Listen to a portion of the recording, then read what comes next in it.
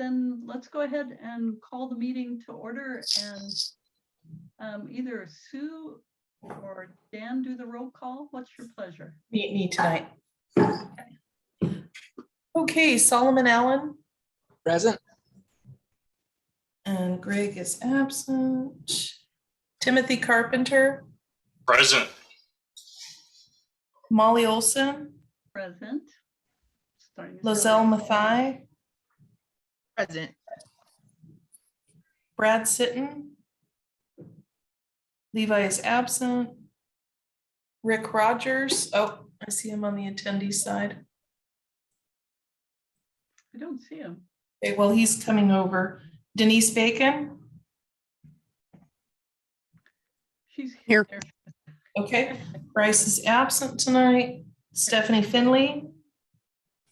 Here. Julia Martinez Pancarte. Here. Elise Yarnell Holloman. Mike McBride. Here. And Rick Rogers. Waving. Okay, Awesome. So the agenda for today is further discussion, and however, we've gotten some information. So I wanted to ask Katie if she could, she went through the calculation, and you can kind of describe what it is and then what you found. That would be great. Yeah, so the GFOA has a revenue loss calculator that a lot of the cities and stuff can use to project to see how much revenue they lost during the 2020 fiscal year. And just by entering all of our information, I went back and did, I believe it was 5 years worth of CAFR information from our audited financials and input all of that to come up with our average growth rate for revenue, just to kind of get an accurate prediction as to, how much we should have anticipated from, the liquor licenses and the permit revenue and rental revenue and all of the city's revenue, and property taxes also is a big one. And it looks like we had an estimated of 16.3% revenue loss, which came out to be $3,726,545.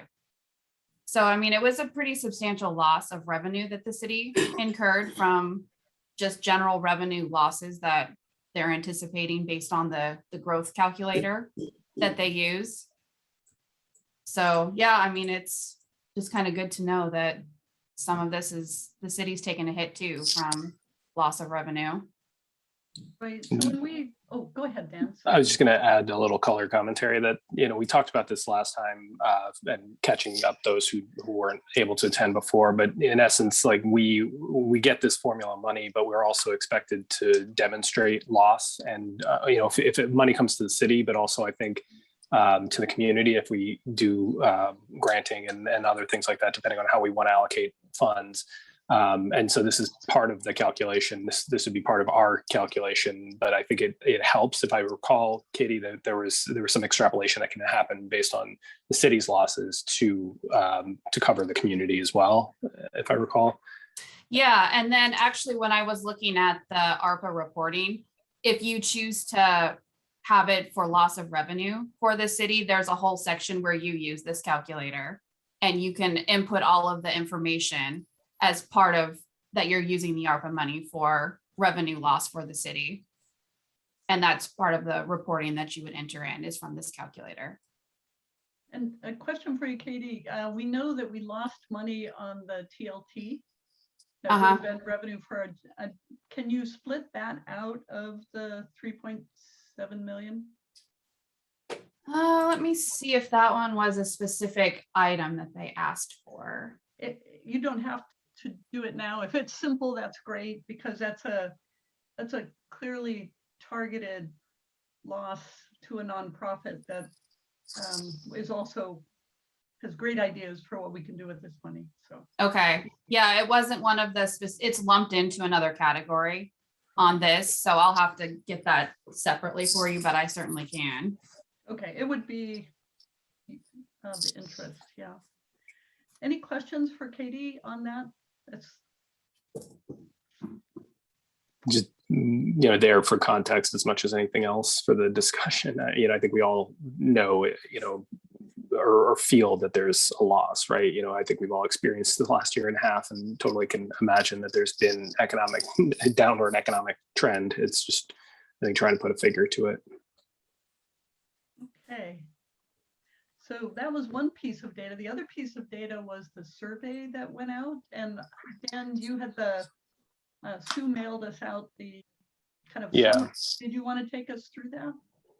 Yeah, I can. So I think we had 10 folks take the survey, and thank you for those who were able to, and certainly not excluding those who didn't, so we can kind of talk through each part of it. Really, I think the intent is, for the entirety of this discussion, it's trying to figure out where there's consensus around impact and where we might see allocating money, or at least what I'd like to get to literally at the end of today is to try to figure out who you all want us to talk to about funding ideas or sectors of impact, and the idea of, if we could fund you at some measure, what would it be that would be impactful, but also describe sort of the areas of impact and how how we can help. And so then we can bring that back and have a further discussion and kind of drill down a little bit more. But the survey was really intended to kind of hone in on what I guess I would say are somewhat the typical, based on the fact that some cities are looking at it in the same way.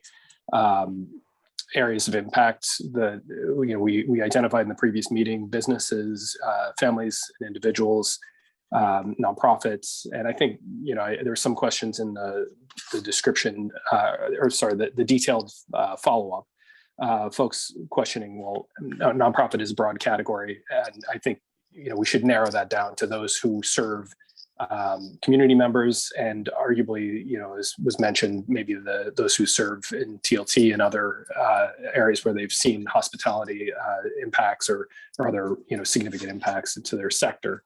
And then lastly, impacts to the city and city operations. And thinking about that, really be about thinking about efficiencies and ways we can improve local government services. So generally speaking, the survey that or the comments that we received, number one was most important was the impact to individuals and families. Interesting was that I think both businesses and individuals and families kind of had about the same average score. So at some level, I think those stand out as the top two areas that we had some consensus around, and we'd like to sort of, I guess I'm assuming, where we've seen the greatest impact, or we believe there's been greatest impact, and therefore would want to put funds towards.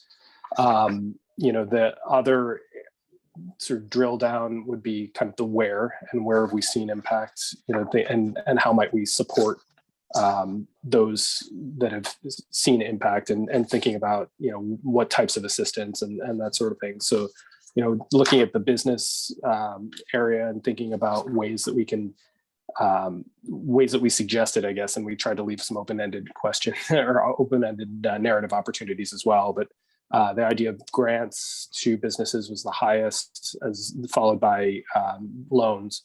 And part of the idea in my mind of loans would be the idea to keep the money moving through the system, such that we might be able to use the same money over and over again in the community. But it also, I guess, reading through this and thinking about it a little bit more, it sort of feels like there are probably different layers to that, and trying to figure out where the potential for sort of applying different funding strategies are appropriate, I guess, based on scale, that sort of thing. So that maybe there's a grant for the smaller entity, whereas a loan might fit for a larger one. I mean, just thinking about sort of granularity to it. And that's me maybe making a bit of a leap, but just try to add a little bit of nuance. Within the families area, I think that it was deemed an immediate need, and childcare stood out as the highest scored area, as well as houseless and affordable housing related assistance. And then right behind that was access to technology. And so, from those responses, I think trying to figure out, I've had some conversations with YCAP, and, there are folks already in some of those spaces like YCAP and who have assistance available to community members and to folks across the county. And so one possibility might be pivoting right now to communicating those opportunities, making sure that folks are aware of them, and even assisting folks in connecting with those opportunities.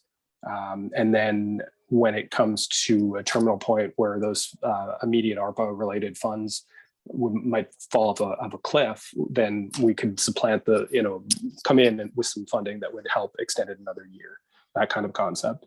And I don't necessarily have a number on that, but obviously it would be specific to Newberg, and it'd be specific to the programs YCAP does right now: rental assistance and utility assistance, as well as homelessness and houselessness outreach. So just a thought. The next area was looking at nonprofits, and I think there was definitely a less positivity there, I guess. It scored a 5 in terms of the area or the importance, and that's right in the middle. So it's kind of one of those things like yes, and certainly there were some questions, as I mentioned before, about what sectors we're talking about, and the idea that nonprofits are not one monolith, and so where do they provide support? And that one, the highest sort of timing that was mentioned was 122 years in terms of not an immediate need, but maybe in the second round or something of that nature, based on my interpretation of that. And there, the assistance to nonprofits might be grant, but very close behind with targeted assistance for specific groups. And I think that those are probably saying the same things based on the deeper feedback. The city actually scored 7 as well. Sort of one of those things where I think we had a couple fewer responses. So I guess thanks for that. But at some level, the priority was a combination between immediate and 1 to 2 and 3 to 4. It was all the same response rate. And so, it's probably a prolonged and not an urgent response. But I think it was really more about the need, in the comments at least, the need for administration of the funds. And Katie actually was just sharing with me before everybody got on how the reporting is at least starting to metastasize and what it's going to look like based on what we know now. And we can go over that as well, just kind of what that might look like from our standpoint as far as the administrators of the funds.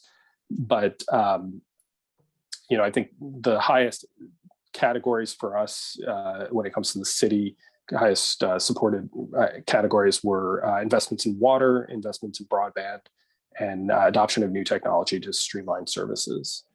So I don't know if there are questions, that you all, I hopefully received the report, the sort of summary of the survey information. And so happy to discuss. Again, it was sort of intended to be a little bit rough, that we just get some feedback and provide an opportunity for folks who maybe hadn't communicated or hadn't had time to think through all their thoughts at the first meeting, and give a space for that. So I think from there, if you're interested, we can go into some of the administrative stuff, or we can move on and kind of start talking in more details about what we all think. Okay, so Rick, you have your hand up. Yeah, I would love to know what we know about the administrative requirements. I think that at least just a sort of a thumbnail sketch would be great. Thank you. Yeah, I can definitely answer your question on that. So I think it's all kind of rolling out right now, but there's going to be quarterly reporting, and then there's going to be one annual report. And in addition to our city auditors, will also be looking at the ARPA funds. So essentially there'll be 3 people looking at it. on the quarterly reports, it's going to be broken down by category. So it'll have the categories of supporting public health or addressing negative economic issues. So everything has to fit in that category. And then it further has to be broken down by expense code. So there's a whole list of specific expenses, and it has to all fall into one of those expense codes within that category. And then for that, we have to track encumbrances, projected budget, and then expenditures for each of that. And it's a quarterly report that builds each quarter. And we have to submit reports that match our accounting software as well. And then depending on how we spend the money, like if we pass it on to like YCAP or another entity, there are subrecipient reporting that we have to do. So we have to have information from those entities saying what they're going to spend it on and how it's addressing the pandemic. And so they are required to report to us how they're spending it, because we have to then turn around and report it because it's technically our money.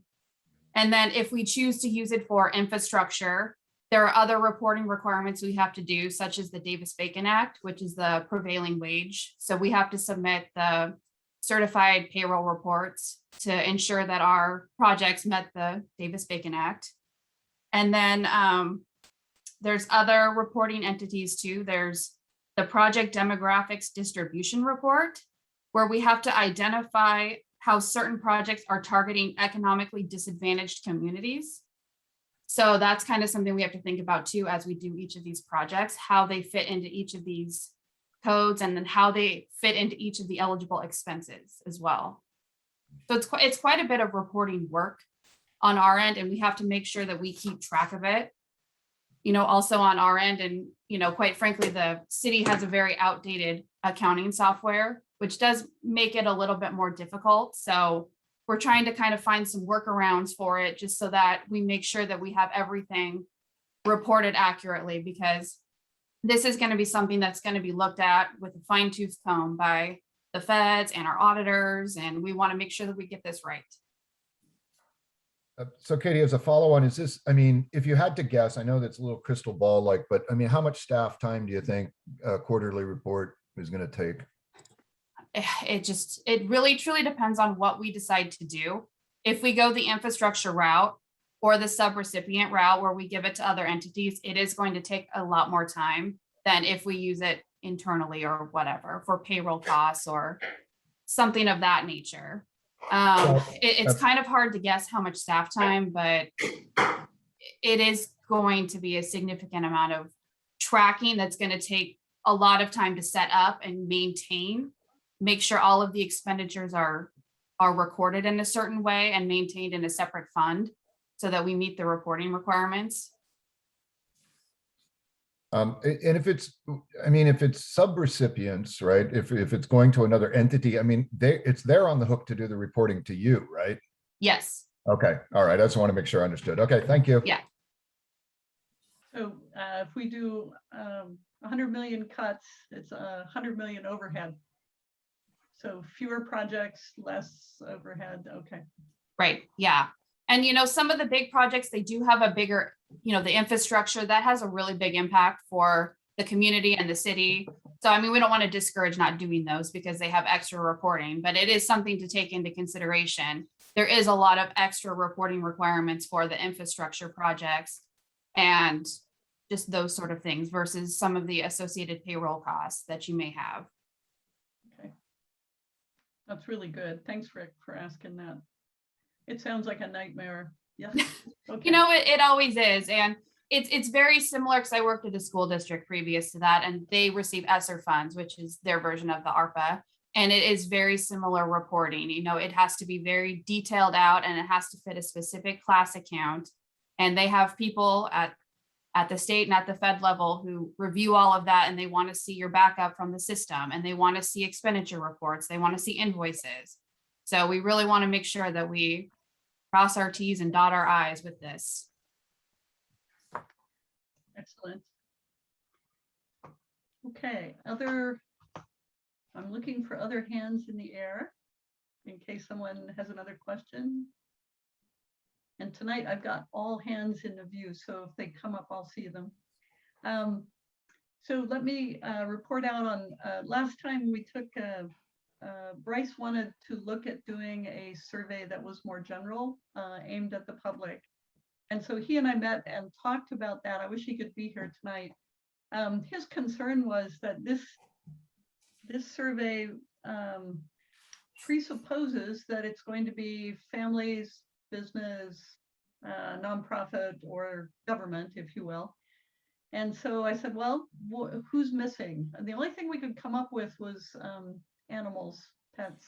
So I think they, which is, during the fire, that was a problem, but that kind of calmed that concern. And then the second thing we did was we said, well, are we asking the right questions? And so we hearkened back to our graduate degrees and looked at Maslow's hierarchy of needs and said, actually, if you're doing, food, shelter, warmth, and community, you've hit a chunk of it. So I think the question isn't, is this survey good or bad? It's more, once we have some ideas on what we're going to do, how will we get input from the public? So that's, we don't have to decide that tonight because much depends on what we decide we're going to do. But that will be a question that we should answer further down the road. So I think we are not at this point eager to do a survey for the public. Just good job on getting this one. So I think he'd still like to, but we couldn't figure out what to put in it. So for now, it's on hold. How's that? Any questions on that? It was a brief meeting. He's a very busy guy. Okay. Then, are any of you getting emails saying, hey, I know you're on budget committee. I have this idea for what we should do with ARPA funds. Denise, you got one from me, so I know you did. So the chair isn't supposed to talk all the time, but I'll tell you what I've heard so far. I got a note from Visit Newberg that says there is a need to do a campaign. And that campaign is, she was talking about something that Baltimore has done, which is a warm welcome to Baltimore. And it really focuses on training local businesses on equity and inclusion and diversity. And then an ad campaign that says everyone is welcome in Newberg. And part of the reason this is top of mind is because of other things that are going on, not the pandemic. But that was one, so I'll just put that out there. I talked with Denise and Jeff Kosmicki, and Elise, I think, was having phone troubles. So it looks like she's dropped. But the doing a pilot like they did in Eugene, where the police force is supplemented with behavioral health expertise, is something that Jeff is, Sue needs to be promoted back in. Working on it. Thank you. Yeah, it's done. It takes a minute. Awesome. I know Elise is one busy lady right now. There's something about being in healthcare right now that's kind of arduous. I'm not sure what it is. Let me think. I know it's all those people lining up to get vaccinated. That's it. Anyway, Elise, sorry. So I talked with Jeff and Denise and emailed Elise, but the funding, behavioral health is one of the areas that's called out in the ARPA funds. And this is something that Jeff is really committed to doing. So this is another area where he's contacting Eugene and a sheriff and one other, I don't remember the location, that's been doing this. Do you want me to read what he wrote? Yeah, I have it in front of me. awesome. It says, probably looking at a model that would be like Cahoots program in Eugene. They're working on hopefully a county model with McMinnville and Sheriff Swenson to come up with a plan. So it's like one county model, but broken into the regions. So it would be us, but it would be dispatched out of whichever local area. So the calls would still come through 911. Says the basic framework is already there. And thanks for your help and support. Yeah, so one of the things that definitely can be traced back to the pandemic is an increase in mental and behavioral health issues. And often our police force ends up face to face with them and not always with the training or the tools that they need. So I asked Jeff if he was interested, and he said he's quite passionate about it. But so I've asked him to look at what supporting a pilot would take. And that I don't know, Elise, if Providence Behavioral Health or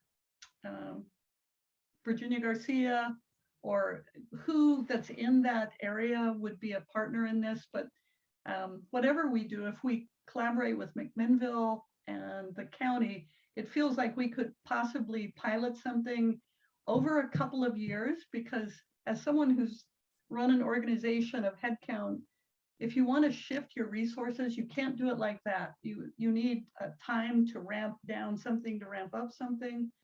So if you do a pilot and you find that you're more successful, it takes less time, you have a better result if you do this process, then you work on getting the right resources in place. And if we do it at the county level, we should be able to it's better averaging across. So that's one area that I've asked them to look at, and he's pursuing that, Dan. So you should get some input back there that you can come back to us with.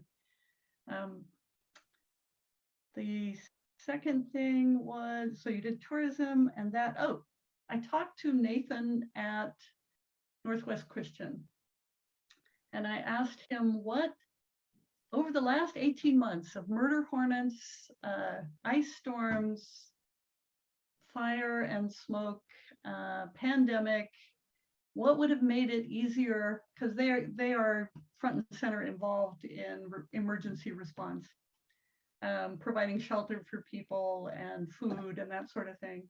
And his answer was, well, we did okay because the church was closed down because of the pandemic, so we could use our gymnasium and our church. He said it got a little awkward once we were able to go back to church. What would really be great, and what they've been talking to George Fox about, is actually having a community space, which could be used for childcare, it could be used for events, it could be used during the massive earthquake as a place to have emergency shelter and so on. It would mean land and infrastructure, not to scare you off, Kate, but and it's really just the kernel of an idea. It's not an actual thing. But one thing Newberg doesn't have much of is an event place where you can use it for emergency shelter.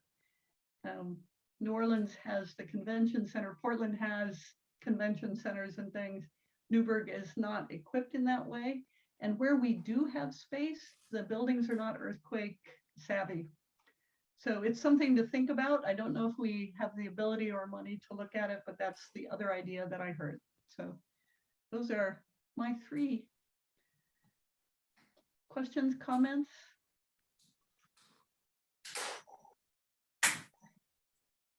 Is everyone sleepy tonight? Looks like Sorry, my Elise hand's might. raised. Can you hear me? Yes. I was just gonna say that in response to the cahoots model, pre-pandemic, that was something that Cosmicky and I were talking a lot about, and just sadly hasn't gotten off the ground because of probably me and my lack of availability, honestly. But I know he has really continued those conversations forward. And so, I mean, I would be really supportive of some, so I don't know if this is the right funding to explore for that model, or, if other funding is a better solution, but I'm obviously extremely supportive of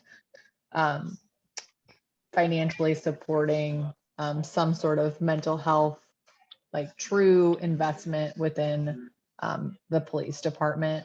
Just knowing that I think post-pandemic, even whenever that happens, maybe someday, I think it's just going to be continue to be exacerbated, and I think it's going to get a lot worse before it gets better. And just knowing the mental health state of Newberg right before the pandemic, you know, we were teetering on that edge of pretty bad. So I would say I would totally support some sort of model. In terms of your comment, Molly, about, you know, as you shift resources into new work or expanded work, I do agree with you that you know, you can't do it overnight, and that it needs to be funded to actually be successful. And then hopefully, you know, there would be some availability of shifting of work over time. But I think in order for it to be stood up successfully, we would need to kind of go all in on the approach and not have scattered, you know, support hours and all that. I don't know how much I would support a county-based programming. The way that Denise just explained it was much better than I'm explaining it right now. But if I'm hearing it correctly, that it would be dispatched through the county system. So, you know, from a No, it- dispatch through the local. So Newberg would be dispatched out of Newberg. And the county would be the county, and McMinnville would be McMinnville dispatching out of. I think that was the plan they were talking about. They're really- I understood our dispatch team, but where does the county come into the picture then? The sheriff's Shared department, resources? the sheriff's department. That's a, you know, because they cover all the policing outside of Newberg and Makes sense. I mean, where operationally do I don't- we intersect? I don't think that has gotten Um, that far yet. We haven't gotten that far. Yeah, I mean, not I even close. talked to Jeff. I mean, they're still trying to make sure that the sheriff is committed. And, you know, I think that just trying to figure out those pieces, you know, it's really very much still at the ideation stage. It seems like I mean, it's a great idea. It's just that question, kind of that small bets thing to move it forward, you know. And so I think the sheriff had expressed some willingness, but I think it was also probably a little bit around whether he was going to get any funding from ARPA through the county as well, right? So what available funding does he have to pilot something? The reason I'm asking is I think that I would have many more questions and concerns if it was to involve every county police department. I would feel much more comfortable and confident with more local control and in that sense. I think what's interesting too is that what we'd be talking about is a multi-year funding, a multi-year pilot. Because you're not going to get success in 12 months. And this funding does allow us to spend over 4 years. So you would be able to start small and focused, perhaps in Yeah, Newberg that's and super ideal. McMinnville, and then grow it.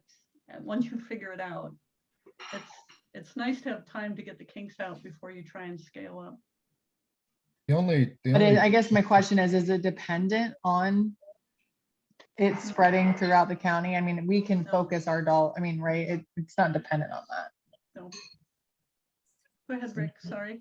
Yeah, no, I was just going to say that, you know, one of the things that I think is probably a potential discussion item is whether or not we're looking to fund actual positions with this money. Again, I think that you know, I think I mentioned this before, that's hard because of, you know, sustaining it into the future. Even if you have it for 4 years, it may be dead after that. So, but back to your original question, are you looking now for names and people that have contacted us for ideas? Is that what we're looking for?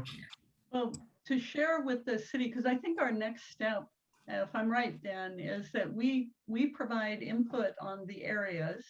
And if there are specific areas, and that's why when people ask me, I brought those specific areas up. So if there are specific areas we'd like the city to look at, then we should bring those forth. Did you have some, Rick, or? So is it areas or is it organizations that we're thinking we're working? I mean, the areas are laid out pretty much, right? So, Yes, I think- at a very high level, they're laid out. right. Well, I mean, I can give you a list, sure. If you want a list of things that come to mind, certainly, you know, the Chamber of Commerce for business relief, the Workforce Housing Task Force for the project at SEDCOR and the Workforce Housing Project trying to get off the ground. The Chamber of Commerce is, or sorry, the Cultural Centers Theater on the second floor. Newberg's, Taste Newberg's TLT money. The Downtown Coalition, I know there's been talk many times about a public restroom downtown, and the Rotary is actually interested in partnering on that project. The Parkway Committee is going to be looking for money for the bypass. Sorry, I got a long list, but that's the way it is. I think we should look into what we're doing with redundant water supply, emergency preparedness for the big one. I think I've mentioned this before too, but I think if we're talking about individuals, some of the hardest hit individuals in our community and in this county are farm workers. I think we ought to look at some contributing to the farm worker relief program that already exists. And then of course, as you already mentioned, mental health, and anything that we can do to stabilize mental health, either for children and or adults. And hopefully in partnership with, like you said, with Providence, with the police department, with George Fox, etc. And the only other one is the shelter up on College.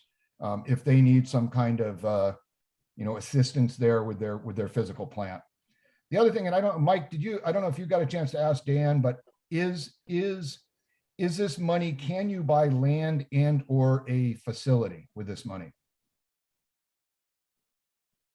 I think you may be able to. I mean, Katie's maybe shaking her head, and certainly we would want to verify that, but I think you can. But I mean, you've got to have some COVID nexus, I would think, right? So maybe it goes to the purpose and to kind of what we intend to. It may even be better as more of a competitive grant. If we've got a project in mind, but certainly I would think you would want to demonstrate COVID nexus and recovery. Yeah, and I think, well, my thinking on that would be either number one would be back to the workforce housing, and the notion that, one of the biggest obstacles, of course, is always dirt. And certainly we could argue that employers have been deeply affected by this, by COVID.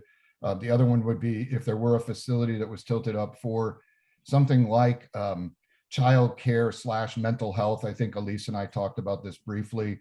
That way, and Mike and I definitely talked about this, is the idea of actually acquiring assets with this money, and something you've got that either can provide a return over time to the city or can provide great benefit to those who are already doing the work. So thanks. Excellent. Others or discussion on what? Mike. So I would say that my top three are, one is I'd like to help the businesses that were affected by the shutdowns. I mean, it's my opinion that you have to have a vibrant business community in order to survive. They pay the most taxes of anybody else. They create jobs. And then there's always been, I've always heard for many, many years about repairing the water and the sewer lines. And I know that we can do that.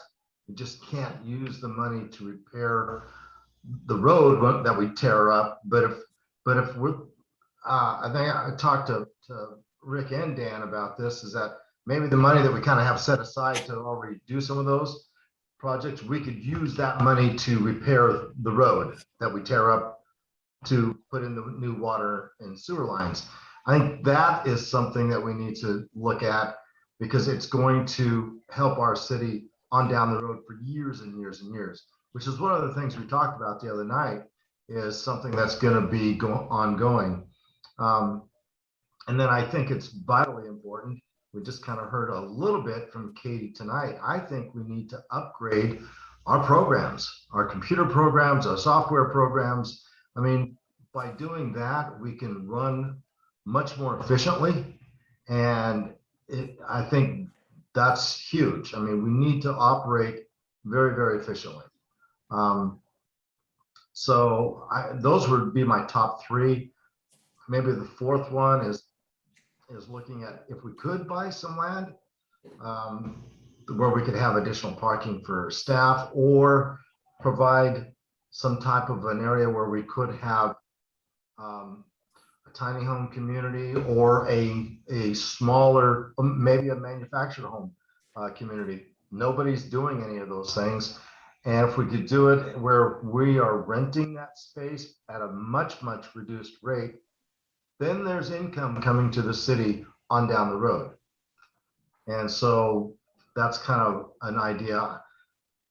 People are going to say, well, we're doing things that the private enterprise should do.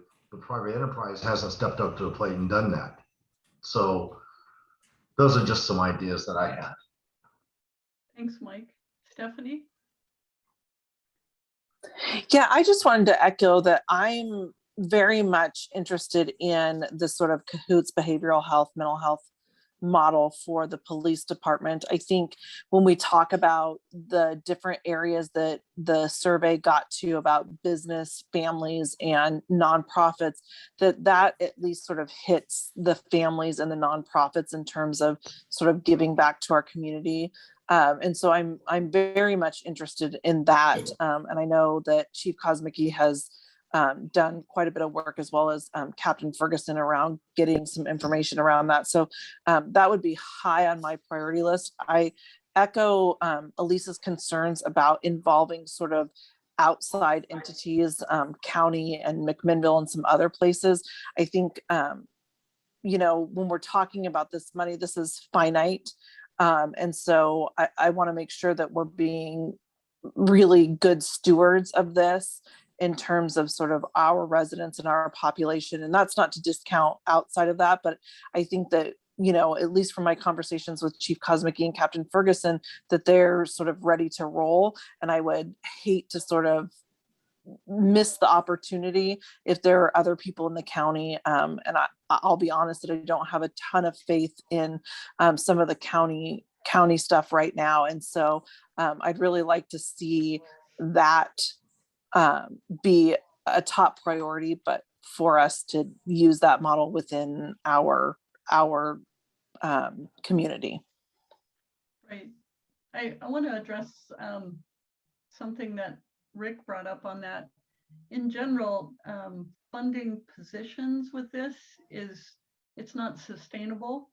But Rick, the idea of the model, the cahoots model, is that you try this, and if you get the better results, then you actually, over those years, you actually are adjusting your budget to be able to either afford it with additional funds, or you're swapping resources as people retire. For example, you might hire 2 behavioral health people or something like that. The only way that's going to work is if people know that they can handle the workload with this process. And the only way to know that is to do a pilot. So people talk about this, but they actually, to get in and start doing it is where you find out what your staffing model really needs to be. I think that probably goes, Molly, with any project at all too. So, I mean, I agree, but I mean, I personally feel passionate enough that I would want to see it in the budget as soon as we can. That's, and I think there'll probably be other counselors that would feel the same way. So, yeah, thanks. Elise had her hand up before, but it's down now. So Elise, if you gave up and you'd like to talk, please come back off mute. Oh, I really like the idea of some sort of childcare support program. And I do like the idea of a community-centric space that Rick mentioned, and I think Stephanie mentioned. So. Yeah, one thing is the idea of infrastructure, although it makes Katie shiver whenever we say that, but the idea of infrastructure is something that would be around for a long period of time and could be used by multiple groups, which is attractive, but it does require dirt, as Mike and Rick pointed out. So how about that Butler property, Dan? It's looking really good. Okay. Other thoughts?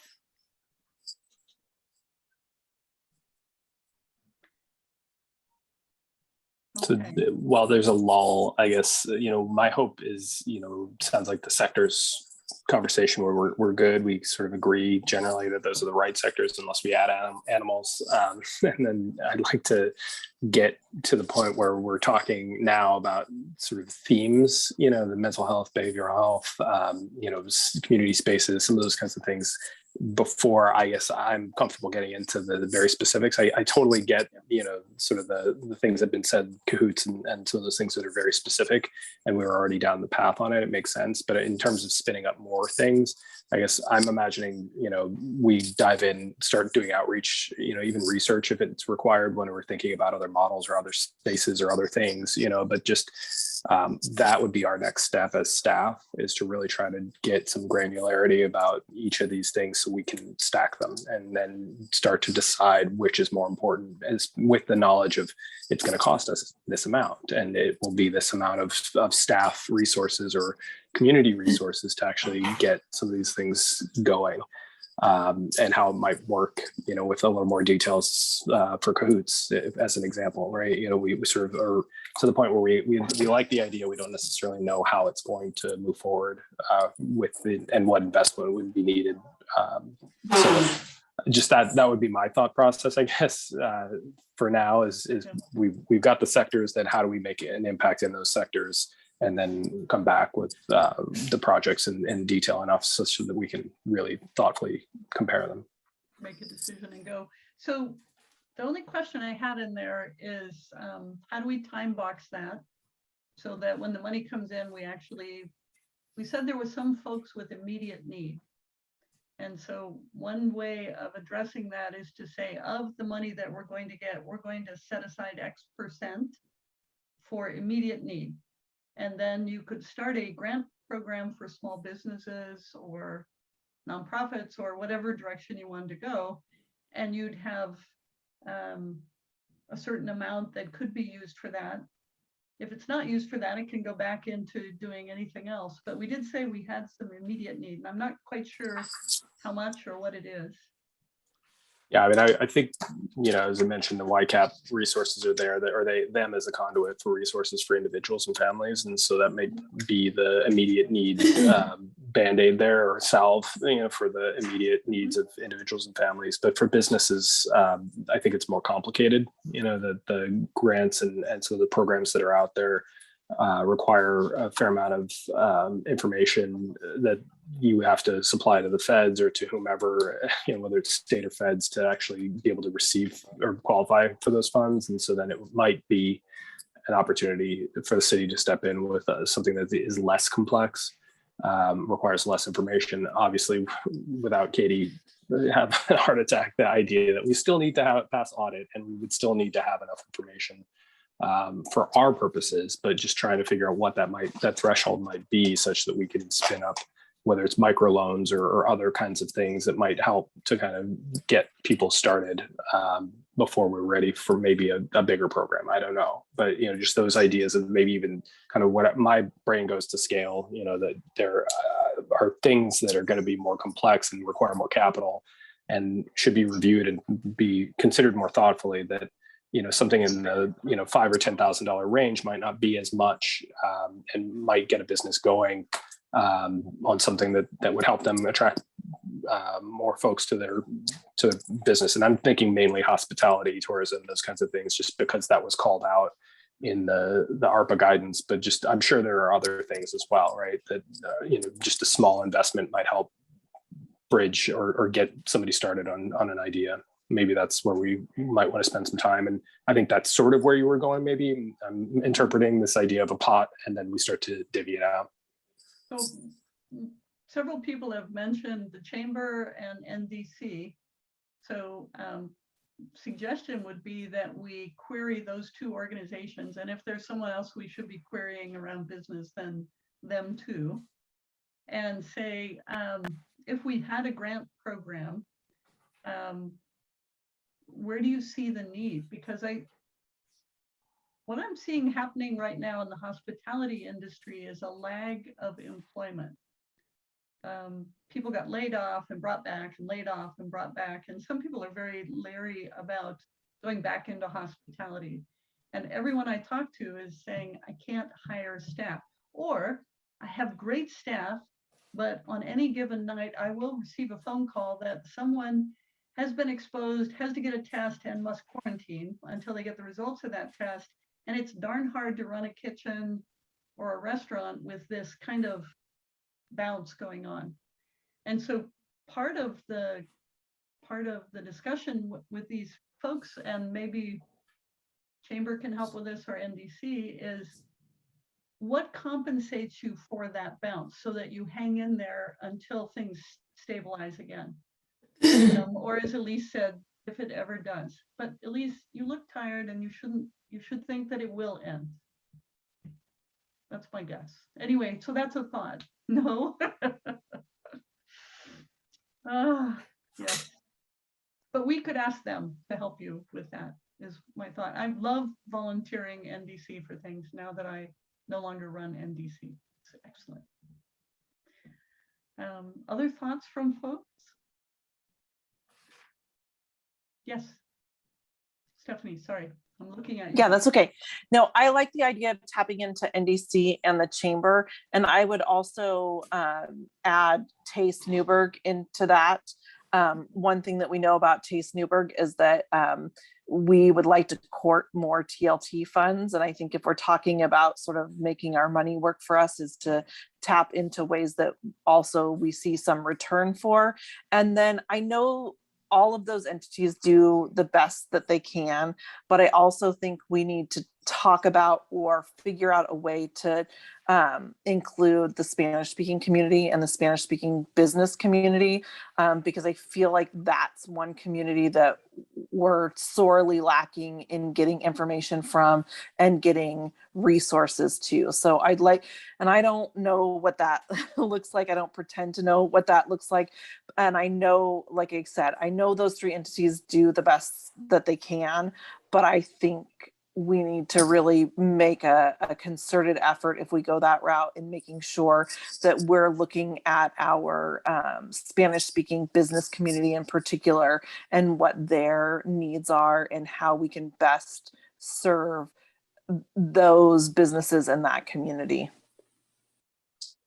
Yeah, I would just say that yes, definitely. And we've got our bilingual community engagement specialist starting next week. So that will be a resource that we can tap. And I think certainly we want to onboard him and not throw him completely into the deep end, but at some level, that is a high priority for sure. And it's an opportunity, obviously, to build relationships with the Latinx business community and the community in general to do outreach there. But I believe that one of Josh's last chamber activities was trying to set up, I think it's called Table for 12. I'm trying to remember the name, but essentially to try to do active outreach of the chamber to Latinx businesses. So that is also, I believe, still ongoing, and another opportunity, at least a venue. So yeah, both of those and all of that. Okay, Lozelle? So I agree with Mike and with Dan about really trying to hone in on the businesses, because the businesses is what make our community. One of the things about hospitalities and restaurants here is such a lack of them, and because of COVID, they are closing, or it's just no space to even have dinner. So you're forced to go to another county, McMinnville or somewhere else, to have dinner and spend your money instead of keeping it here right into Newberg. So I know you were talking about getting some outreach from the chamber, but is there any other way that we could, what happens to businesses that's not part of the chamber in Newberg? How do we reach out to them to see what do they need? Because for small businesses, one of the big things that they did do, because they didn't have any money, was to eliminate their membership with the chamber or with any other networking organization. So how do we get in touch with folks that have businesses in Newberg to find out exactly what they need and what can bring them back to get a storefront or anything to give funding to them? Go ahead, Dan. Well, I was just going to say that's a great point. One of the things we're trying to do is visitation and get out and talk to folks, and at the same level. I mean, I think that in and of itself is just imagining the amount of time that it's going to take, right, to get to everyone. And so, I think the concept of the survey, concept of, just trying to create events or create spaces, but I do worry specifically when we talk about restaurants, just the ability to actually get out and find time that they can, those people who run restaurants have time to participate in anything. Those are time intensive activities and they don't always happen on 9 to 5 schedules when they've got time to give you their feedback. And so just trying to figure out ways. I think we'll need to be creative about that, but I'm happy to get feedback from folks and set something up. But I do think we'll need multiple avenues to get feedback. I think it would be actually interesting to poll a couple of people in that business and ask them what might work. I know just because of having done NDC, I know a handful of them, and I'm sure that Leslie at Taste Newberg knows a lot of them. So maybe we can tap into the people that we know and see if we can get guidance. Because you're right, Lizelle. I mean, one of the things they did in the chamber is they said, don't worry about your membership. We're just trying to hang in there this year. We did the same at NDC. But I think a lot of people, that was the last thing they were going to spend money on this year. So, yeah. Okay, other hands. Zilla, your hand is still up, but I know it's just because you haven't tapped on the button yet.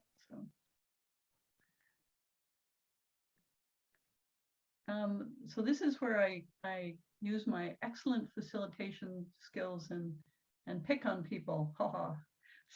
Solomon, any comments? Yeah, I guess I have a question and a comment. My question would be, so generally, are we trying to figure out what other, like whether it's, I guess, Taste Newberg or the Chamber, we're trying to figure out where we're going to funnel this money to them to do something? And so is there like a list of those different community places that we need to try to focus on deciding where it's going to go? Or is there other ways that we will do it more directly, whether it's businesses or families? And then really quick on restaurants, I work at a restaurant, have for, I don't know, 10 years now. And the tough thing is that a lot of the problems that we talked about with like people getting sick and not having staffing, money's not going to fix that. Like it's not an issue of funding with most of these places. It's an issue of having people who are either well qualified or willing to work at this point because they've had these issues and move on to different sectors.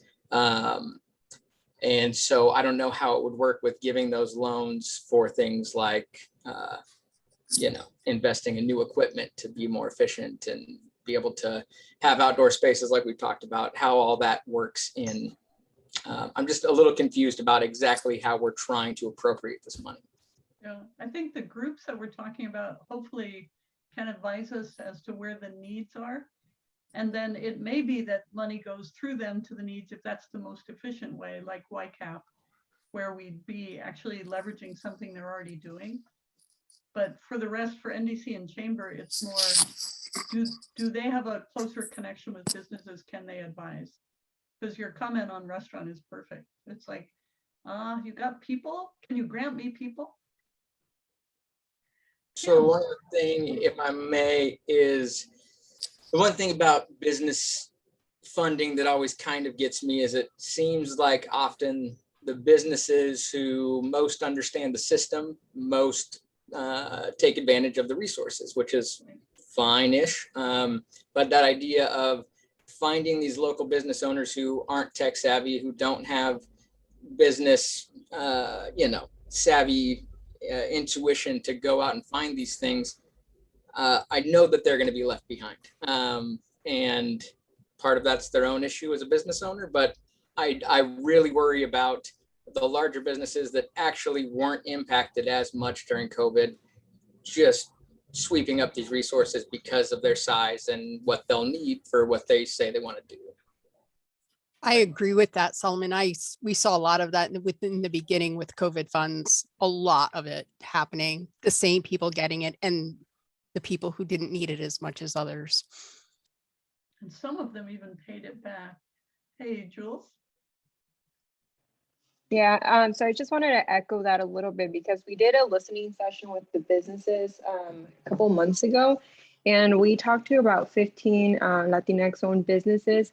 We were trying to get like some survey, and we received 3 responses total, and that was after spending at least like 5 minutes with each business talking to them, because they don't know like the process, or they just don't have that trust in the community. So I think the community engagement coordinator with the city will do a really good job, hopefully, with that. But I think that depending on when you're thinking of or making these funds available, there has to be like an intentional plan way beforehand with the Latinx community, and also thinking of our Asian business owned folks, businesses. I don't know if anyone's even tapped into them or if they're connected to the chamber. So I think that's also another community that we really have to be very intentional with. Good point. I just say that the benefit of this funding versus the CARES Act is that there's not a shot clock that, you know, you've got like this sort of crazy hair fire timeline to get it done. And it gives us some ability to structure it and to build a better, more thoughtful and do the outreach on the program, whatever the program looks like. No. Timothy? Any thoughts or?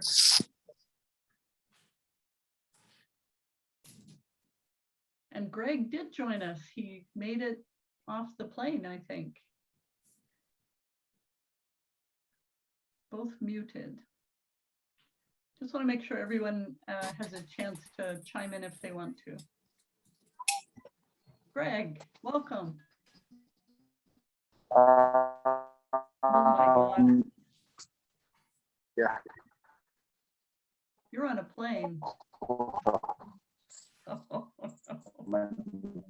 Taxiing here, but I've heard a lot. Can you hear me okay through this mask? Yes. Yes, I am. Can you hear me okay through this mask? Yes. No? Okay. Yes, so I heard a lot of great ideas, and I was, can you hear me? Yes, we can. Yep.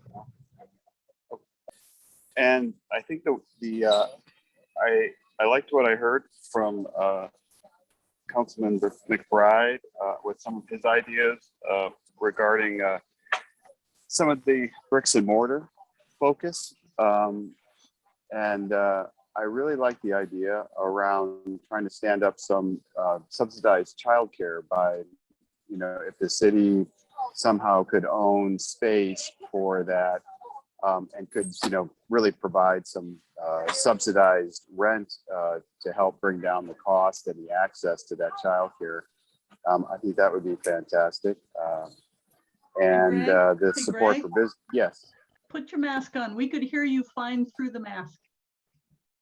I don't want you to get thrown off or duct taped to your seat or anything nasty like that. Very good.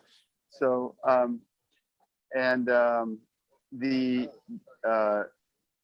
I think also the idea of how to distribute the money, kind of Solomon, some of the questions that you were talking about there. I think what we're looking for potentially is partners to maybe administer, you know, how that money could be distributed for, say, you know, storefront improvements or subsidizing. A lot of the restaurants put out a significant amount of money to build those outdoor spaces.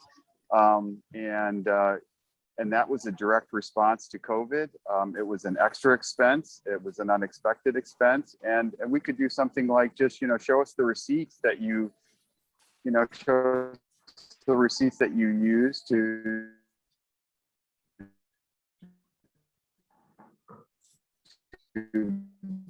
build that space, and maybe even if you wanted some additional money to sort of kick it up a notch or to sort of fix it the way it really needs to be. and potentially maybe the chamber could admit so that we're not down in the details of that.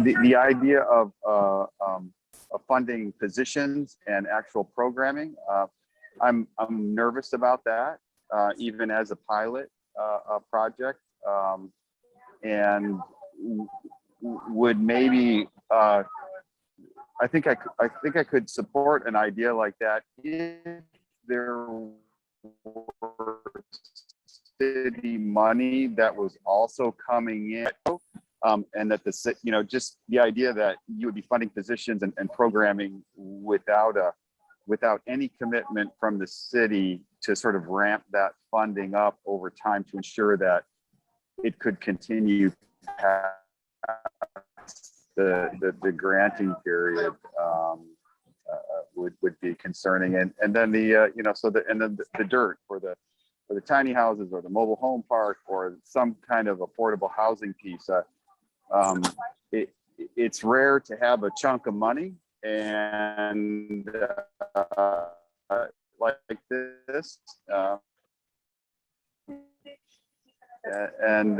so being able to buy something like that that's going to keep on giving to the city and sort of make a long I think we lost you, Greg. term impact on that is also, I think, very interesting. That's it. That's okay. I kind of finished. Okay. You get like gold star for calling in from an airplane. That is amazing. Please keep your mask on. I don't want to read about you in the paper. So, let me check in with Tim again.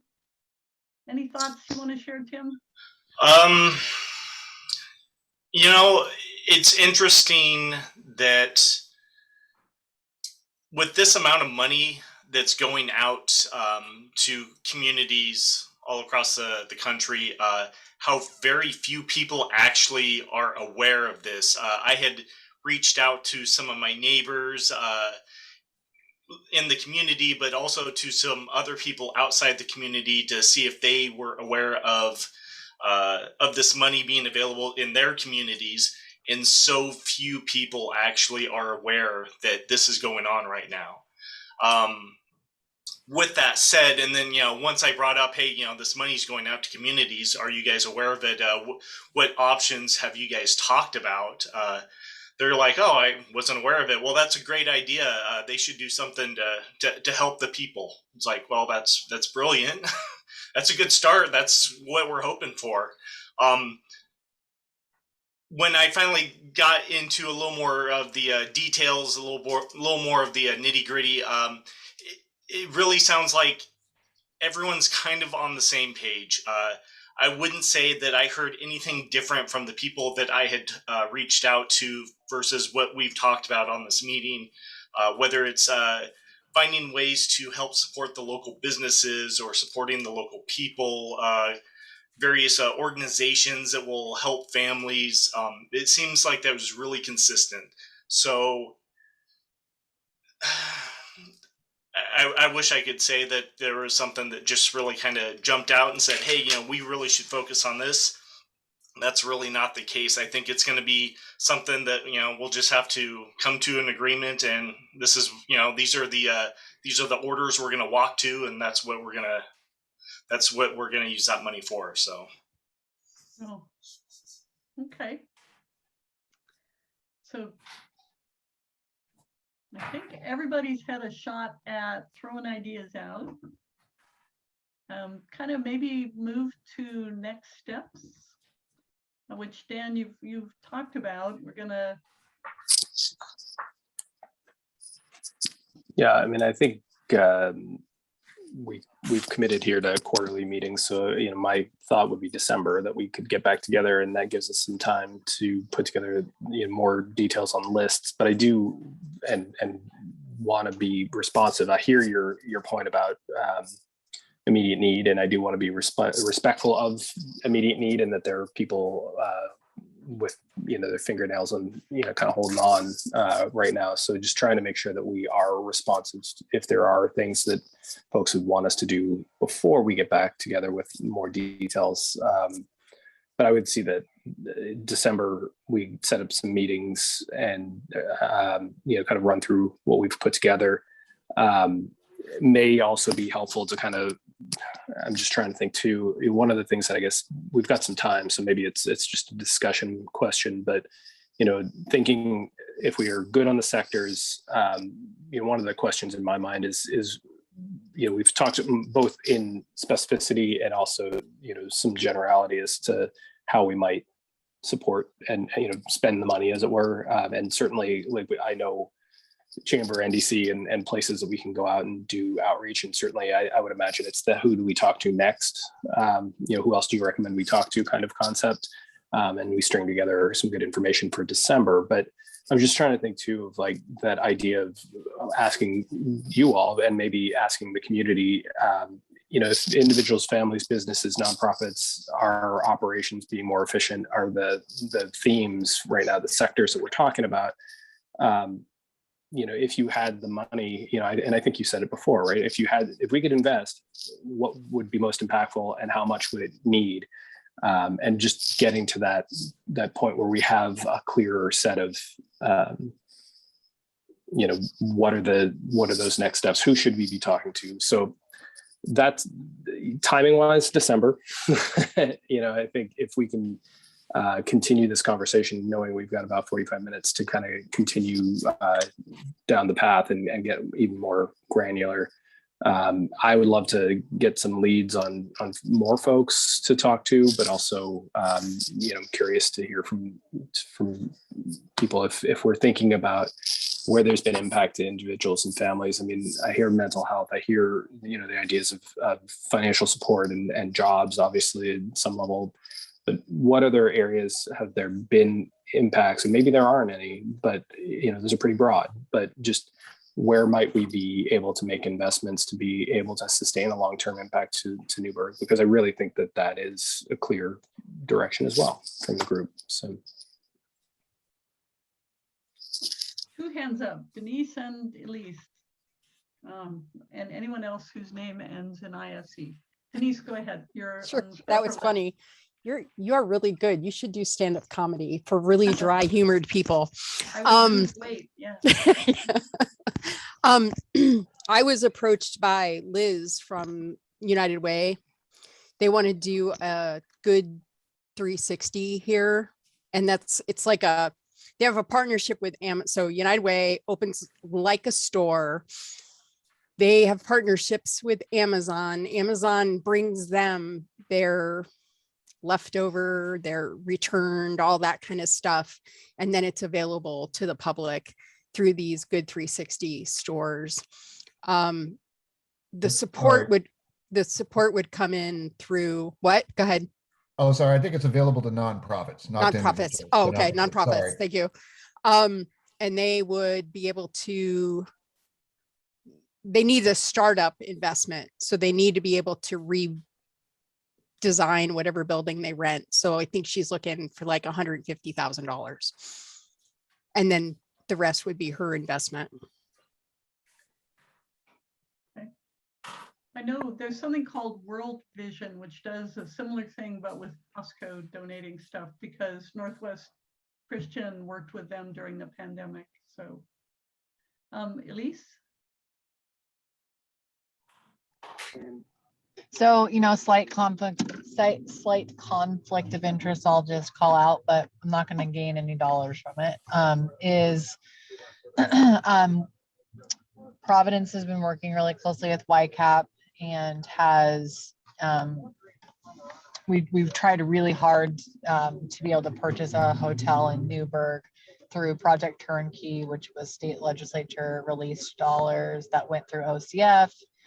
And we applied for the grant and got it, but we're not able to secure a hotel in Newberg. We did end up purchasing the Motel 6 in McMinnville. Since then, because Newberg is obviously what we were trying to support. We were able to get a grant from the Austin Family Foundation to fund 5 rooms at the Travel Lodge for a year lease as an interim solution. The long-term solution that has been a long time coming through multiple iterations, hopefully in the next, horizon, is a building on the Providence campus of a supportive housing unit that would be focused primarily on behavioral health, chemical dependency, and families with a full comprehensive support model. That will need dollar investment. And so I think anything that we could do with already existing work that have done a lot of the legwork in terms of capacity building with different organizations around housing, and just have run into snags with big dollar funding, I would be also super supportive of. So I know we've done multiple iterations, Rick, myself, many different groups, but we just really haven't been able to land the plane in terms of an actual temporary supportive housing model in Newberg. And we have tiny homes in North Valley, we have, the shelter off North College, we have all these like different options, but they are not, that 1 to 3 year temporary housing model. So I would recommend or would love if we could pursue a conversation with YCAP/Providence around next steps of a Newberg centric supportive housing model. Excellent.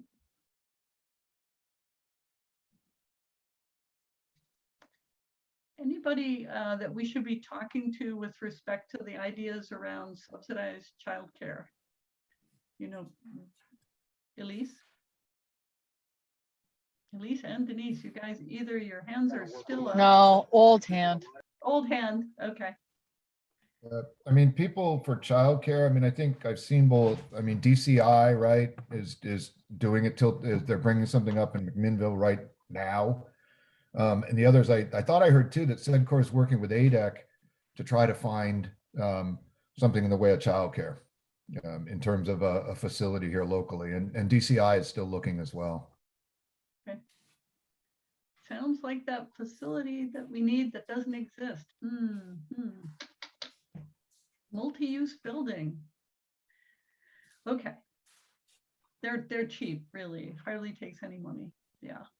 Elise, old hand, new hand. This is a new hand. I don't know if anyone if it's been sold, but I walk by it every day. Is the building that's next to my house. Do you know what the building I'm talking about? Not that all of you know where I live, but I live next to Naps. Literally my backyard is a Naps parking lot. There's a building right across the street that I always pass it, and I'm like, that should be a community center, and it's for sale. Is it the one right across the street from you, Elise? Is that the house? Is that the place? The old Anvil Academy. Oh yeah, sure. It's just literally a blank open space. I know. They gutted the whole thing. Somebody ought to buy the what do you call the next to Safeway. What the heck was next to Safeway that's been empty forever? That building ought to be bought and done. Rite Aid, yeah, buy Rite Aid. Rite Aid. Oh, and That'd be a you have great community parking center, lot. right? Childcare, mental health, the whole thing. Okay. That's a great idea too. Let's look at that. And Mike's idea that you can rent it out and get some income stream back over time. Not bad. We'd have to change the sign on the building, but otherwise, Okay, other great ideas. So I'm gonna Just to follow up on that particular thing, that actually in Gladstone, I think I've mentioned this to a couple of people. That's what they did. They converted a Safeway into a center that's actually affiliated with their school district. Katie probably knows about that. It's it's a pretty cool model. So there you go. That's viable. Oh, I love the young members of our budget committee. I've heard Elisa's young one, and now I see Solomon's. Excellent. Solomon, who is that? He's muted. He's muted. This is Atticus. Atticus, all right. And this is Nora. Hi, Nora. Hi, Nora. There you are. Junior budget committee members. That's awesome. Awesome. We'll have to tell Sue so that she captures them in the minutes, although you have to be careful with children. Anyway, yes. I like that idea of finding the buildings that are sitting there that can, and Stephanie, I think you said it's within walking distance of 3 major schools for kids. So that's, and it already has a parking lot because parking is tricky. So anyway, and you'll notice, Dan, that I have not once brought up the parking study for downtown. I just want you to, I need kudos for that because It's good of you. yeah, anyway. Okay. Any other brilliant ideas hiding? Because that's a really good one. If we find. Okay.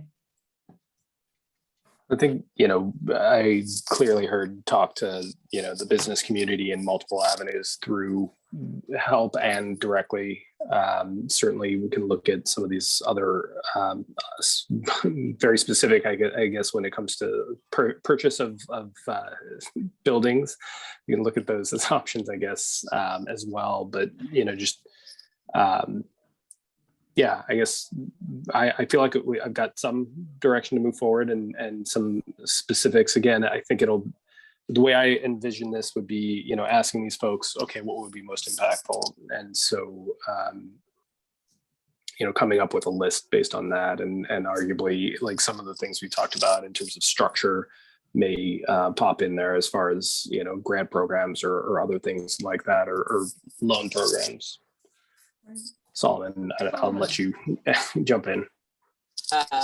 Kind of off subject from that, but I know that during the pandemic, opioid issues spiked for a lot of different reasons. I don't know exactly how you could go about helping those individuals or helping that sector, but it is a problem and it's not getting better. With what's going on and not having people around and resources for them. I'm sorry, but I missed the issue that opioid treatment, essentially. Opioid treatment. Yes. Finding ways to reduce the impact on the community because it's getting worse since the pandemic. People went back to their old crutches, unfortunately. Yeah. Thanks, Solomon. Housing will help with that.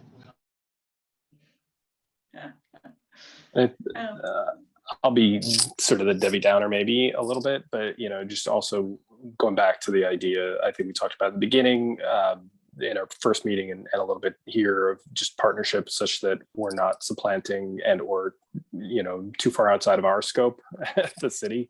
And happy to sort of identify the issues and then I think trying to find folks who are better at it or positioned to be better at it than we are, to be able to partner with them. So I would see bringing stuff like that back of we've heard so and so's in that space and they're able to step in.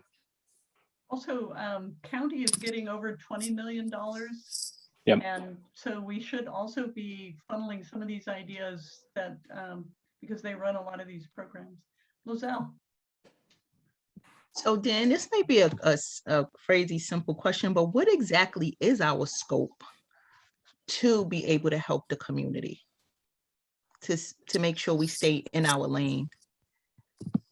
Yeah, it's a great question, actually. I mean, I guess when I'm thinking city scope, I'm just thinking about some of the services we provide to the community, and a lot of that ends up being, within the utility use, sort of the making sure land uses are appropriate. We've got obviously the library, and I think generally speaking, trying to coordinate some of or being a place, I guess I imagine us as a place that facilitates a lot of the economic development and coordinates with folks. I mean, we don't do unless we start to buy land and do those kinds of things. We're not necessarily doing it ourselves, but housing policy and implementation then becomes this private sector cooperation.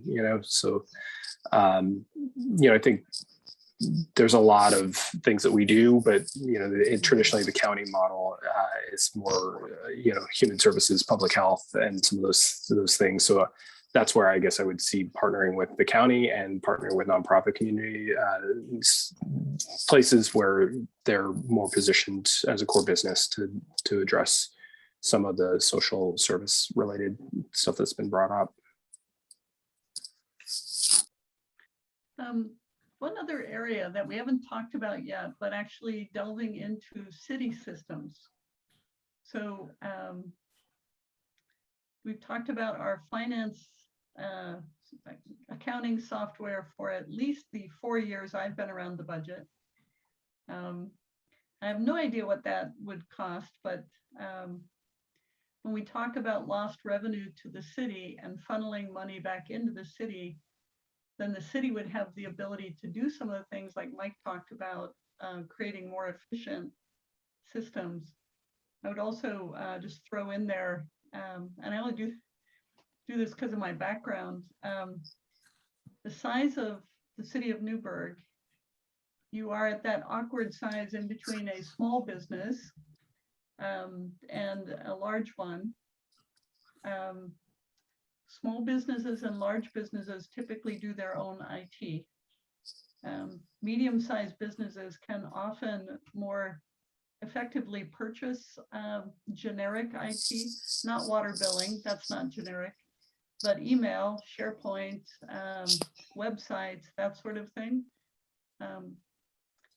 When you do that, when you outsource that, you also have the disaster recovery capability that you can't supply yourself. So if we do have a major earthquake that hits the Willamette Valley, and you've got your email and all your files and everything else are backed up outside the region, which is one of the things that you get when you outsource your IT, then you have capabilities you don't have yourself. And I would put in that some of the more advanced taking care of some of the nasty cyber attacks come along. So something else to think about in your space, something else to wake you up in the middle of the night, Dan? Yeah. And I think I would see some of that the IT in-source outsource conversation is probably more general budget related, but certainly some of the systems and making a pivot. I honestly don't have a figure for a budget system or a financial, I should say, a financial system, but they often run in the magnitude of million or more because the complexity of the software and kind of the amount it touches, just both implementation time as well as the actual software itself. But I do have a short list of public works related projects and things like that were brought up when we were talking infrastructure, and a couple of them sort of hit in the kind of the realm of what we've talked about. I think both in business recovery and I think community meeting spaces. One of the good ideas that I think Will echoed from the library was remodeling the library annex, and making the second floor meeting room a little more hospitable, but also adding an elevator so that it's much more community friendly then as well. Just trying to use what we have and creating a different space. And then looking at possibly doing reconstruction of sidewalks and some of those things, but whether it's downtown core or thinking about accessibility and some of those needs for the kind of primary routes, the critical routes that we had talked about before. We are getting 400,000, we think, from the state on that through Representative Post, but augmenting that money as well. And then, installing lighting in the Second Street parking lot, for instance, just ways to make that, parking study maybe, but making that more safe and, hospitable for folks. Ideas like that were brought up.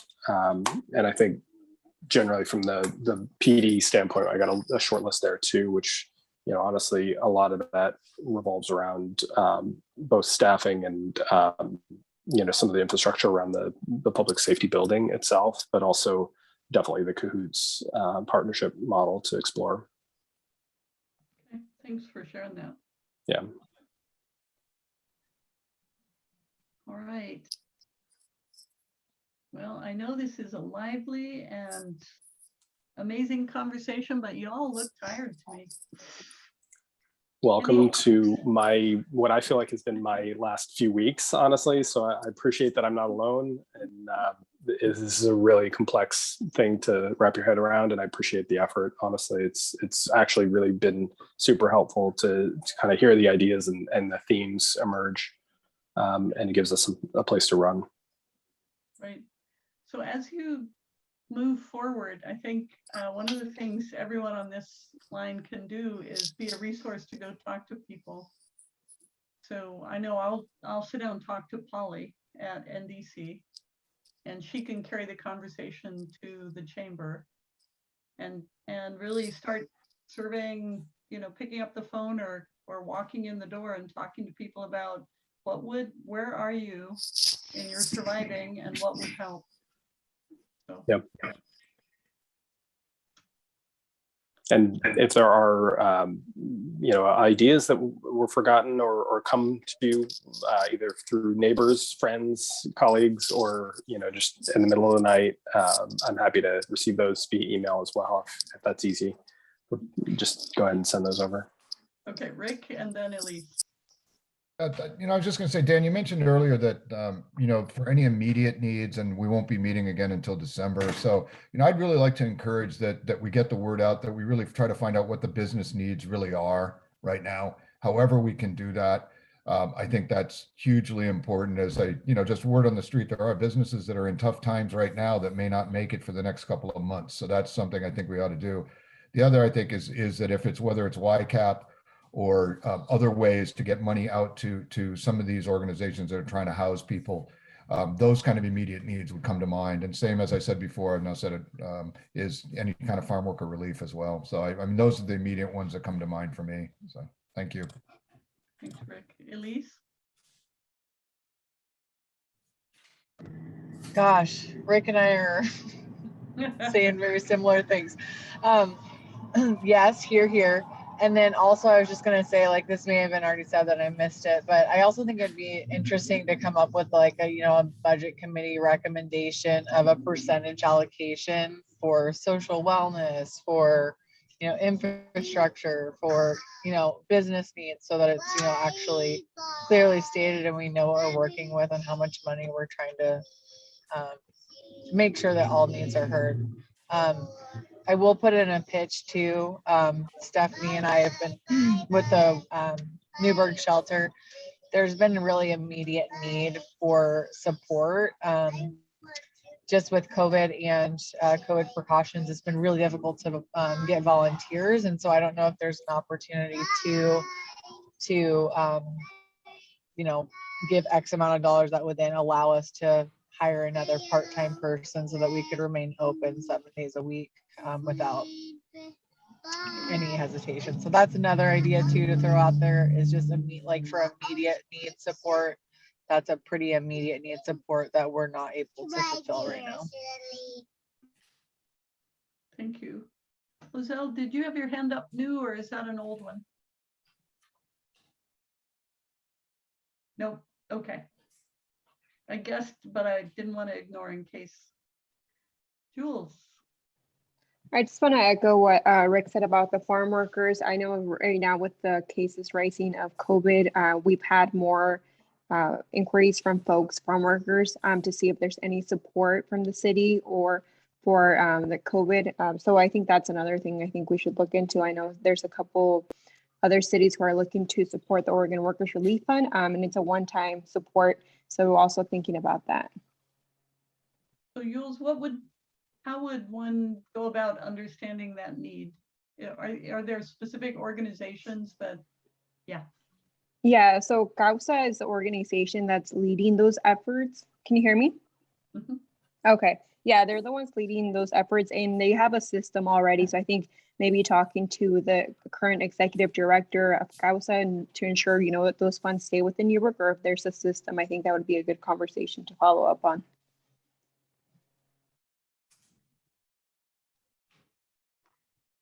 And Dan, do you know who that is and what that is? Just curious. No, I don't know who it is, but I'm certainly connected to Councilmember Plancarte, so I think I can probably figure it out. She can inform. Okay. Sometimes we assume, and then you know what happens. Okay. All right then. I would love to be able to do what Elise said and take the pie and say this percentage is for this and this percentage is for that. And maybe that's a goal to aim for in December if we can size the needs of some of these big ideas.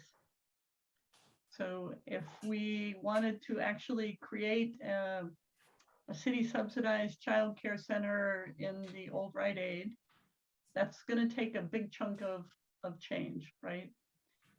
Same way that Cahoots is not going to be cheap, or any of the really good ideas are not going to be, that 5 million will go fast, I guess is what I'm saying. But in the meantime, small businesses don't tend to need 5 million. They tend to need help covering, you know, 5 grand here or 10 grand there. So I think one of the things that we should try and figure out is what's meaningful to small businesses and what part of the pie we could set aside. And if we work on that and come up with a suggestion before December, would people be open to responding in email to an idea as opposed to waiting until December? I think we're allowed to do stuff like that in email since it's advisory. So let's see if we can do something a little quicker for that and the farm workers, because that feels more, and YCAP, that feels more urgent. Okay. Just to be clear, I don't think we need to provide YCAP any money. I think they've got money that they haven't allocated yet. So Okay. that part, it's more, I think, advertising based on what I spoke to Alexandra about. Okay. Alrighty. Anything else? I will say at Intel, you get extra credit if you end the meeting early. No, but if there is nothing else anyone wishes to discuss, we could say speak now or forever hold your peace, but no one's getting married here. Denise, you're my favorite because you laugh at my stupid jokes. Thank you. All right then. Going once, going twice, no hands in the air, 2 hands in the air. Greg, are you in the air? Not yet. Oh, okay. On the taxi here, but I was wondering what might be the earliest time funding could be dispersed to anyone for any reason. It's you know, some of the needs that we have, particularly some of the immediate needs, farm workers and some of the emergency housing needs. In some ways, I'd hate to see that we'd have to wait until the end of the year before making some kind of relief on something like that, because as we know, COVID is happening now, and so that's just curious about timelines, about when we might be able to make the very first disbursement, and possibly setting a goal of, you know, putting maybe $100,000 or $200,000 aside for immediate disbursement. Let's focus on that. Let's try to get that out the door while we continue these discussions about the longer term or the bigger impact kinds of things. Yeah, I mean, we've got the funding, the first tranche of money, and so then it just becomes, I think, you know, and don't want to put words in Katie's mouth as far as how we're going to need to account for it, but we probably want to make sure that we're ready in that sense of, you know, have an understanding of what data we would need to pass on it, and just, you know, don't want to have to necessarily go back on that, but I can't imagine that it would take all that much to get a first round of funding out, and certainly I would think we could do it before December. I like the idea that, there's a certain amount, just gives us a little bit more clarity as to what we're playing with to be able to move forward. But yeah, I'm open to whatever the group wants on that. Rick? I'm sorry, just to, I think, reiterate what Elise said, since we're talking the same language, Elise, but, and I think Greg said as well, is this notion, I mean, I think I would be happy if someone, whoever this may be, would want to do a back of the napkin sort of test to break out into categories this 5.3 million. And if someone were to do that and then present it, I think it would be an area we could discuss and move from there. I think you've got a pretty good sense of the areas that we're looking at. Now, I think it's a matter of trying to break out some dollar values, or at least propose. So anyway, thank you. Thanks, Rick. Lizelle, is your hand up? Okay, you have to click the little button, or I'm going to keep asking you, which is fine. I don't mind asking you. So one thing I would say Sorry. is, no worries. I don't want to harass you. The one thing we can do is set a nominal sum available for disbursement. And somebody threw out the 100,000. It's actually not easy to give that much money away, it turns out. Large businesses are happy to take it, but for small businesses, especially if we have to have a certain level of information and if we have to tell them it's there and so on. So if this group would be in favor of suggesting an amount that we would be willing to set aside for immediate relief, which we've said in our survey is for small businesses and for families. And I believe homelessness or housing was in there as well, but this would be immediate relief funding. We could do that, and that would enable the city to be able to respond once Katie figured out what paperwork we would need to do in order to not get in trouble later. So if you all are in favor of that, I would throw out a number and say you could earmark $100,000 for immediate need for local small businesses, families, and that would let them move forward. I don't know how we do the rest of the breakout, Rick, without getting some more information from people on projects.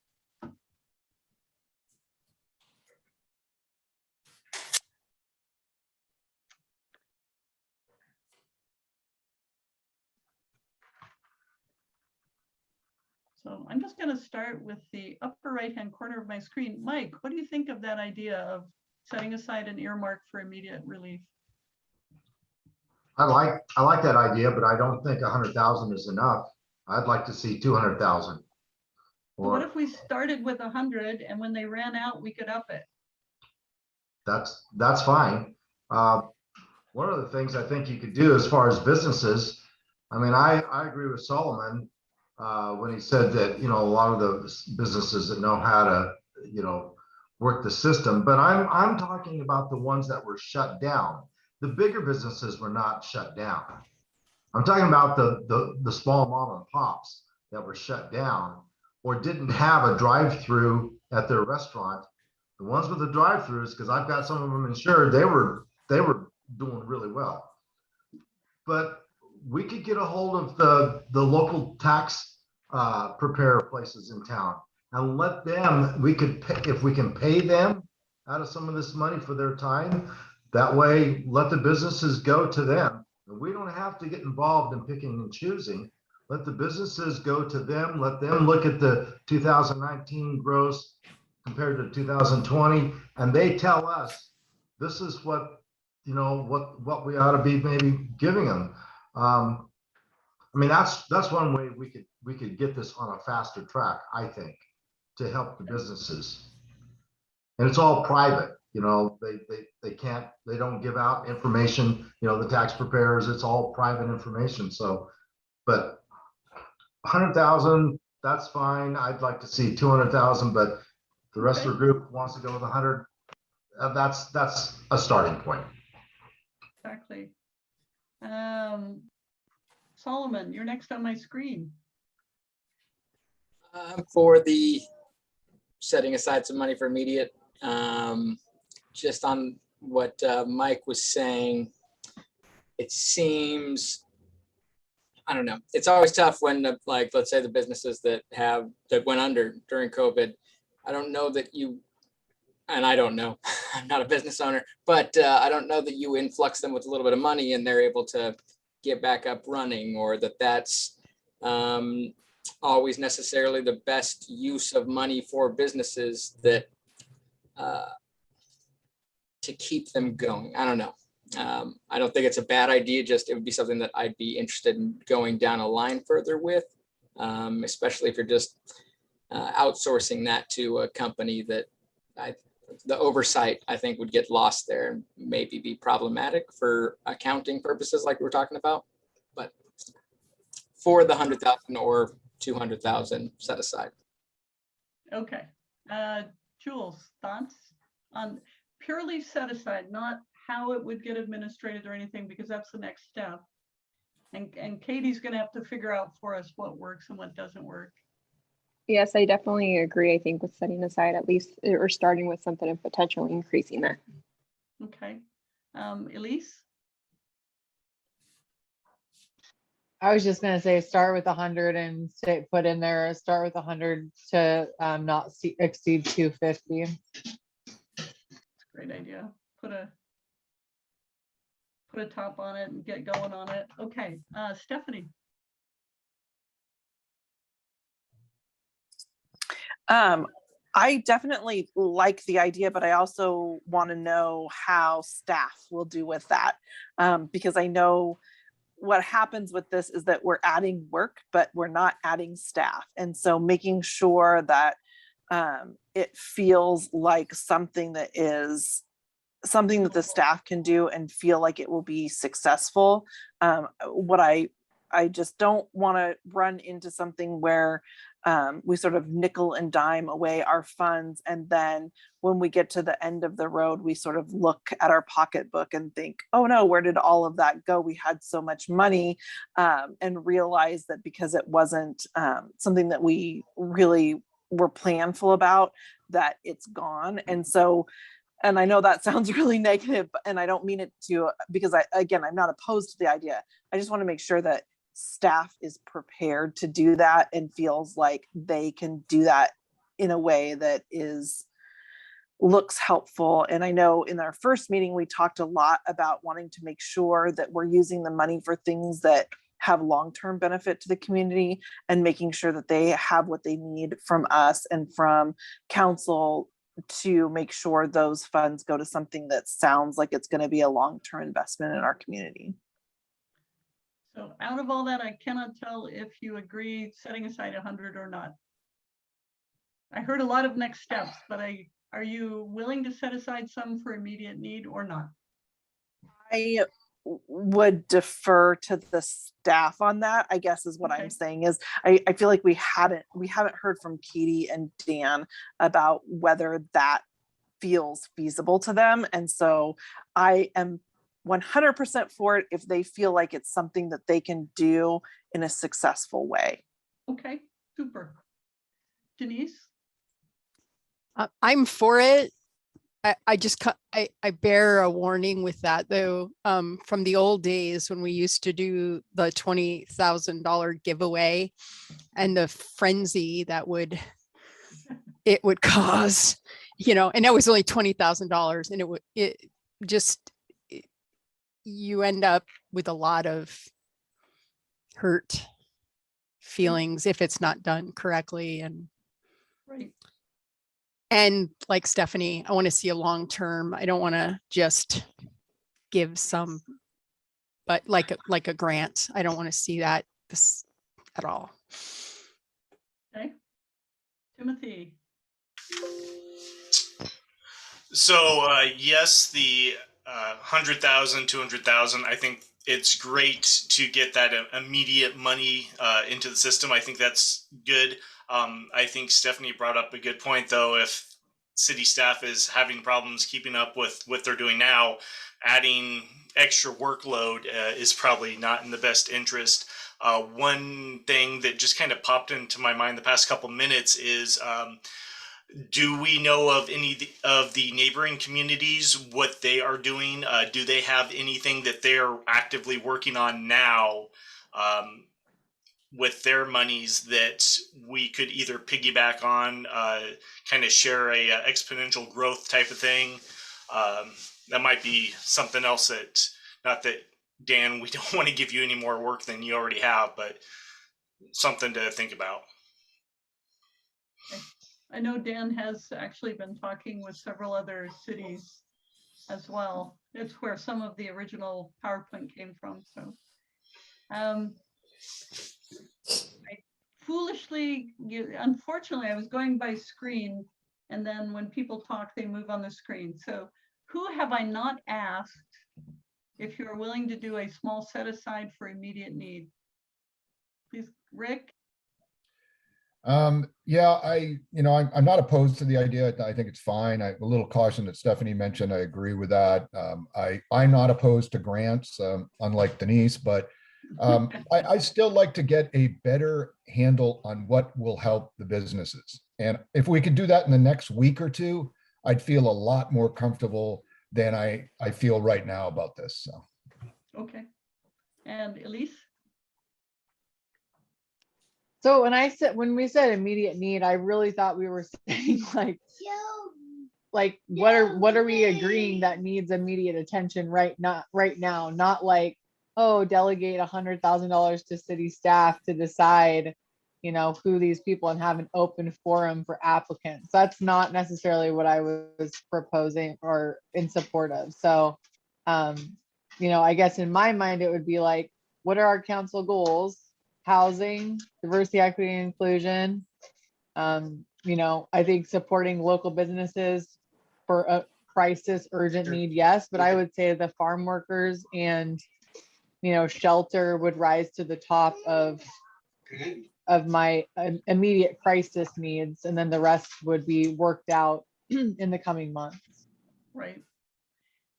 I think we talked about with YCAP rental assistance and stuff, so people don't get pushed out of where they're living. Farm workers, having conversations with businesses about, are you about to go out of business, is a delicate thing. So it's not going to be done en masse in a survey. But yeah, I think more enabling us to move forward before December was what this conversation was about. If we could figure out an immediate need that was within our goals that we set. So it sounds like, Katie and Dan, you have the ability, if you have immediate need, if you can figure out how to partner with someone like a YCAP or Chamber or NDC or whoever it is, so that you can handle the workload. It sounds like the budget committee is happy to not be in the way of moving forward. How's that? That having been said, it would still have to come back to the council, right, for any decision on this money? I don't know how that works.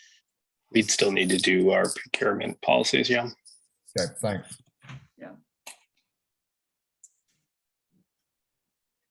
Okay. I won't speak for Kay in terms of staff and want to give her some space to do that. But yeah, I mean, I think clear as mud. I think we can move forward. But, it seems like the outreach, some of the immediate resources and conversations around those who are sort of the margins, I think that's probably what I heard most as far as the potential of 100 to $250,000 there. Yep. Okay. In that case, with 4 minutes to go, does anyone else have a riveting topic you'd like to bring up?